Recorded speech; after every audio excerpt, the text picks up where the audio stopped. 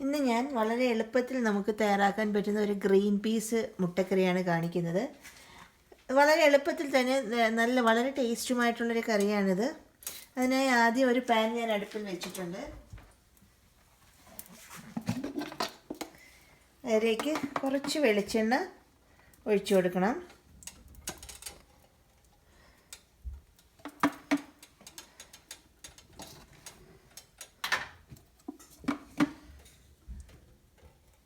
ഒരു 2 table spoon വെളിച്ചെണ്ണ ഞാൻ ഒഴിച്ചു കൊടുത്തിട്ടുണ്ട്. അതിനുശേഷം കുറച്ച് കടുക് നമുക്കതിലേക്ക് ഇട്ട് കൊടുക്കാം.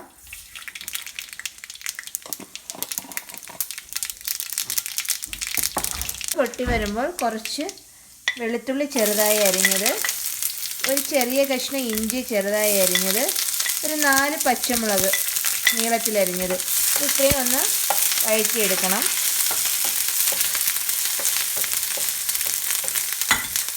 പച്ചമുളകൊക്കെ എരിവിനനുസരിച്ച് നിങ്ങൾക്ക് ചേർക്കാവുന്നതാണ്. ഞാൻ അധികം എരിവില്ലാത്ത പച്ചമുളക് ആയതുകൊണ്ടാണ് 4 എണ്ണം ചേർത്തത്.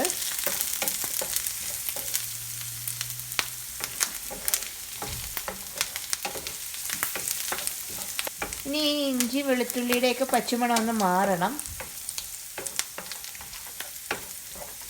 അപ്പോൾ ഇഞ്ചി വെളുത്തുള്ളിയുടെയൊക്കെ പച്ചമണം ഒന്ന് മാറിയിട്ടുണ്ട്. ഇനി ഞാൻ അതിലേക്ക് ഒരു വലിയ സവോള നീളത്തിൽ അരിഞ്ഞത് ചേർത്ത് കൊടുക്കുകയാണ്.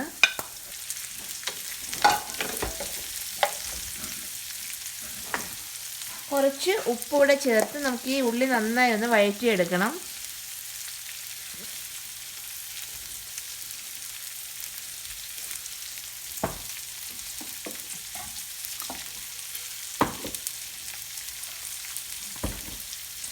ഉള്ളി നന്നായി വഴലണം.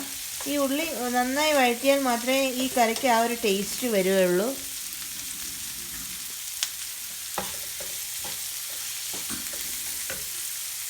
ഇപ്പോൾ ഉള്ളി നന്നായി വാടി വന്നിട്ടുണ്ട്. ഇനി നമുക്കതിലേക്ക് കുറച്ച് പൊടികൾ ചേർത്ത് കൊടുക്കണം. ഒരു 1/4 ടീസ്പൂൺ മഞ്ഞൾപ്പൊടി,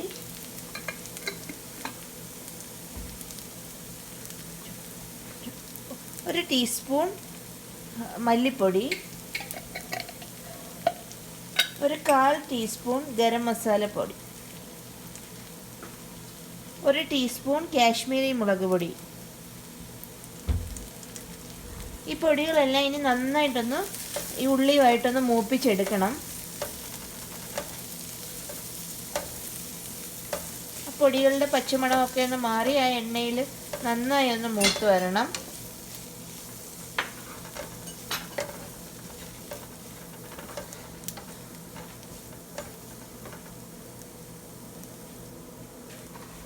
ഇനി നമുക്ക് ഈ ഉള്ളിയിലേക്ക് കുറച്ച് ഗ്രീൻ പീസ് ചേർത്ത് കൊടുക്കണം. ഞാനിവിടെ പച്ച ഗ്രീൻ പീസാണ് എടുത്തേക്കുന്നത്.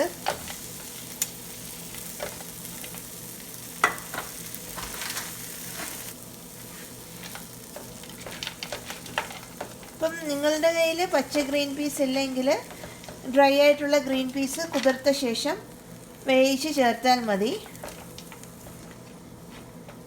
അപ്പോൾ ഇതുപോലെ ഫ്രോസൺ ഗ്രീൻ പീസ് ഇപ്പോൾ എല്ലായിടത്തും കിട്ടും മേടിക്കാൻ.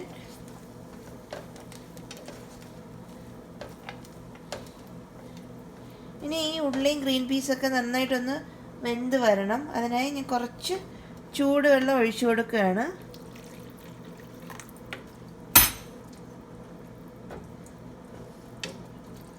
വെള്ളം ഒഴിച്ച ശേഷം നമുക്കിത് അടച്ചു വെച്ച് ഒന്ന് വേവിക്കണം.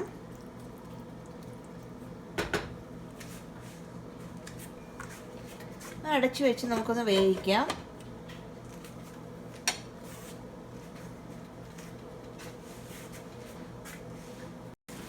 ഇപ്പോൾ ഗ്രീൻ പീസ് ഉള്ളിയൊക്കെ നന്നായി വെന്തിട്ടുണ്ട്.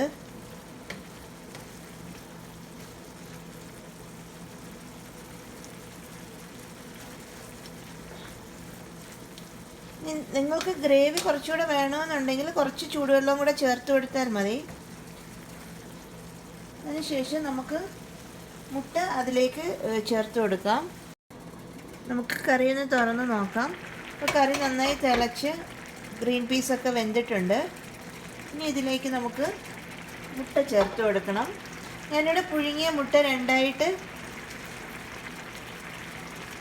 രണ്ടായിട്ട് പിളർന്നതാണ്. ഈ മുട്ട നമുക്ക് ഇതിലേക്ക് കറിയിലേക്ക് ചേർത്ത് കൊടുക്കാം.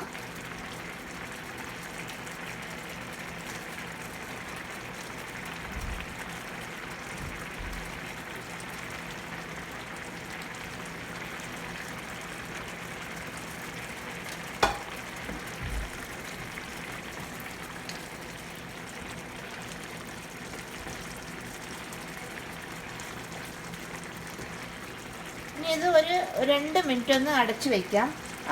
ആ ഗ്രേവിയൊക്കെ ആ മുട്ടയിലേക്കൊന്ന് ഇറങ്ങാൻ വേണ്ടിയാണ്. 2 മിനിറ്റ് ഒന്ന് അടച്ചു വെച്ചേക്കാം.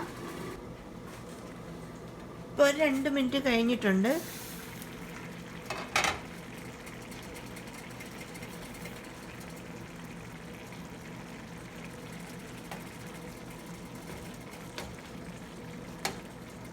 ഇനി നമുക്ക് ഇപ്പോൾ കറി ആയിട്ടുണ്ട്. ഇനി നമുക്ക് തീ അങ്ങ് ഓഫ് ചെയ്ത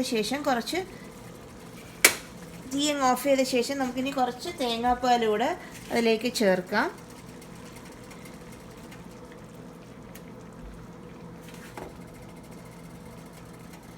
തേങ്ങാപ്പാൽ ചേർത്ത ശേഷം കറി തിളയ്ക്കാൻ പാടില്ല. അതാണ് ഞാൻ തീ ഓഫ് ചെയ്ത ശേഷം തേങ്ങാപ്പാൽ ചേർത്ത് കൊടുത്തത്. ഇത് നന്നായി ഒന്ന് ഇളക്കി കൊടുക്കുക. കുറച്ച് കറിവേപ്പിലയും കൂടെ നമുക്ക് അതിലേക്ക് ചേർത്ത് കൊടുക്കാം.